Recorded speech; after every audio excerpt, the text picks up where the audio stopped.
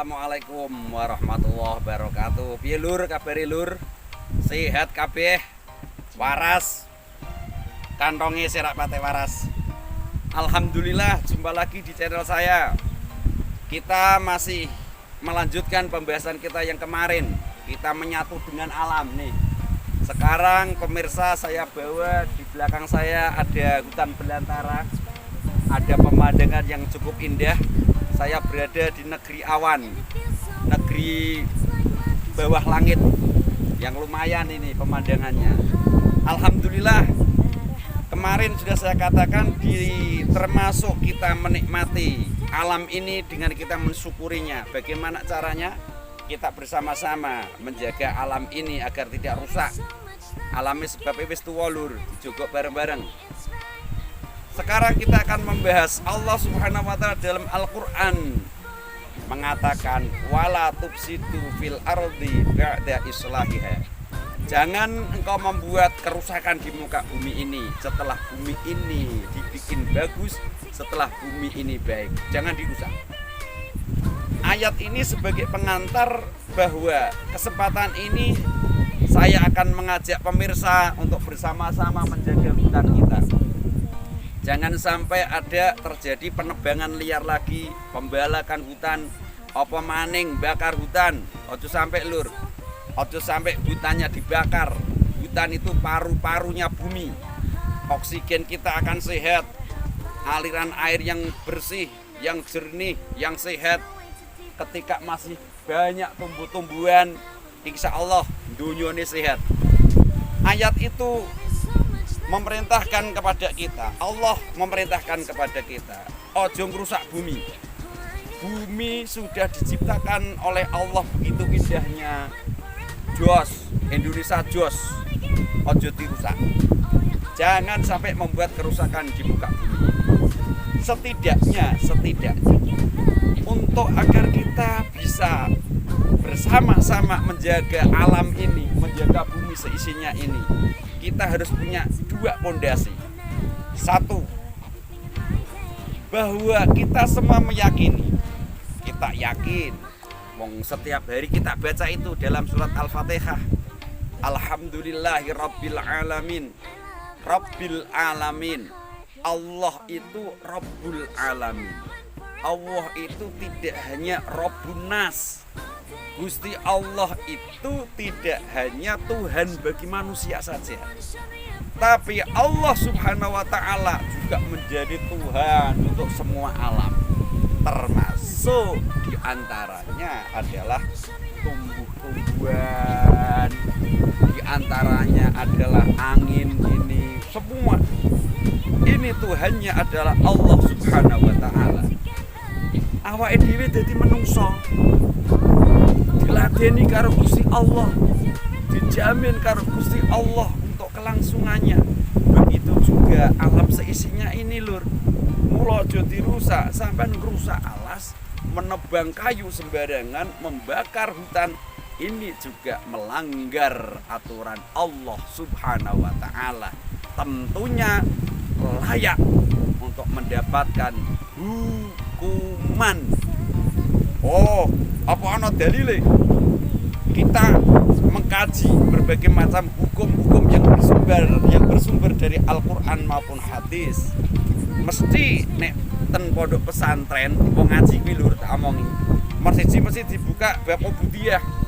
Bagaimana agar ibadah kita dengan Allah sah sesuai dengan syarat rukunnya. Kemudian mesti bab muamalah.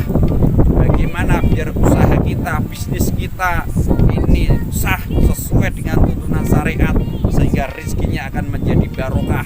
Dan yang ketiga, mesti munakahah. Sebabnya apa? Menungso iya tetap lestari, bener ngomong. Jadi tidak terputus manusia ini, maka ada sebuah hubungan antara laki-laki dan perempuan yang disyariatkan, yang menjadi halal, yaitu dengan jalan pernikahan. Nah ini yang nomor 4, mesti ono bab jinazah. Hukum salah dihukum. Jadi sampean peraturan negara wis pas. Barang siapa mencuri kayu hutan, barang siapa membakar hutan, merusak hutan, maka akan kena pasal sekian, akan mendapatkan hukuman. Jos kuwi wis pas. ben wong ora do ngrusak alas. Kemudian fondasi yang kedua, agar kita bisa ikut bersama-sama merawat alam ini, kita harus menjadi manusia yang rahmatan lil alamin. Tidak hanya kita berbelas kasih kepada manusia saja, tapi kita juga berbelas kasih kepada semua seisi alam ini. Oh jelas loh, Kanjeng Nabi sing dawuh lho, irhamu man fil ardi yarhamukum man fis sama. Cara komplite hadis kuwi ar-rahimuna yarhamuhumullahu tabaraka wa ta'ala, irhamu man fil ardi yarhamukum man fis sama. Sing duwe rasa rahmat welas asih kepada semua yang ada di bumi ini. Di antaranya alas iki lur. Hutan ini Indonesia itu paru-parunya dunia loh. Hutan Kalimantan itu. Jadi Indonesia itu sangat istimewa.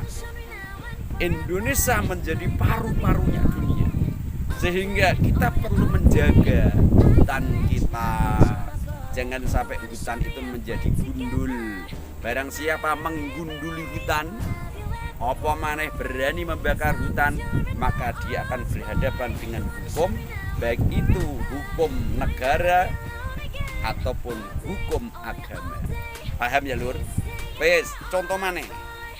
Kita harus punya sifat rahmatan lil alamin. Ini pondasi yang kedua. Pondasi yang pertama tadi kita meyakini bahwa Allah itu Rabbul Alamin. Pondasi yang kedua, kita harus rahmatan lil alamin. Dengan kita menjaga lingkungan kita, dengan kita menjaga hutan kita, kita juga menjaga pada kesehatan saudara-saudara kita. Karo kewan yo welas asih. Kalian nggak boleh terus sapi-sapu dewe mau pentungi, kamu siram dengan air panas, nggak boleh. Namanya nggak rahmatan lil alamin.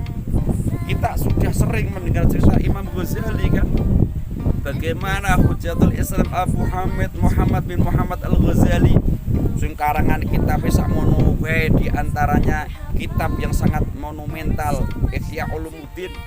Saat beliau wafat, dimimpikan ada saudaranya, sahabatnya yang bermimpi, ditanya Imam Ghazali, apa yang engkau persembahkan untuk Allah? Ketika Imam Ghazali menjawab, aku mempersembahkan hasil karya-karyaku, ibadahku dan lain sebagainya. Tapi apa kata Allah Subhanahu wa ta'ala? Sesungguhnya aku menerima semua amalmu karena satu sebab, di mana saat engkau mengarang kitabmu ada seekor lalat yang minum di mangsimu, dan engkau pun berhenti meneruskan karangan kitabmu.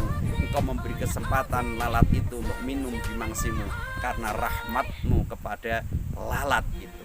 Karena kamu punya rahmat pada lalat, kamu berbelas kasih pada lalat yang kehausan, maka Allah memberi rahmatnya kepada Imam Ghazali, kepada Hujatul Islam Abu Hamid Muhammad bin Muhammad Al-Ghazali. Karena rahmatnya kepada lalat, Allah memberikan rahmatnya kepada Imam Al-Ghazali, memberikan ridhonya kepada Imam Al-Ghazali untuk masuk ke surga Allah Subhanahu wa ta'ala. Itu contoh kecil. Banyak contoh-contoh yang lain. Al-Imam Asyibli, karena rahmatnya, karena dia belas kasihnya kepada seekor kucing yang kedinginan di antara perkampungan kota Baghdad, dimasukkan ke dalam jubahnya agar kucing itu menjadi hangat dan tidak kedinginan. Asyibli diangkat derajatnya oleh Allah, dapat ridha Allah, mendapatkan rahmat dari Allah. Ada seorang perempuan yang nakal, ketika dia dalam perjalanan ada anjing yang mati mau kehausan, dia akan mati karena kehausan.